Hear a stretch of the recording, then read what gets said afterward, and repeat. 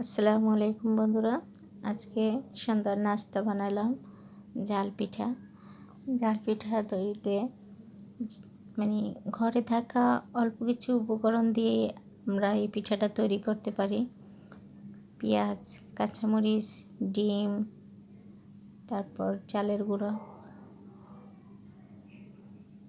সহজেই সহজ উপকরণ দিয়ে এই পিঠাটা তৈরি করা যায়।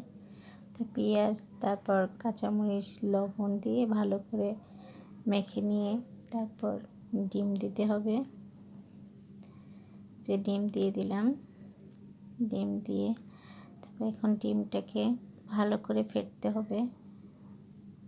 ডিমটা ভালো করে এটার সাথে পেঁয়াজ মরিচের সাথে মিশিয়ে ফেটে নিলাম। এরপর এর মধ্যে চালের গুঁড়ো অ্যাড করলাম। এখন চালের গুঁড়ো দিয়ে আবার ভালো করে এটা ভালো করে মেখে নিতে হবে। একটু আমারটা একটু ঘন হয়েছে, আমি সামান্য আর একটু পানি দেব। তো পানি দিলাম। যে এখন চুলায় গরম তেল দেব। চুলায় কড়াই দিয়ে তেল দিয়ে যে তেল গরম হয়েছে, যে ভাজা শুরু করলাম।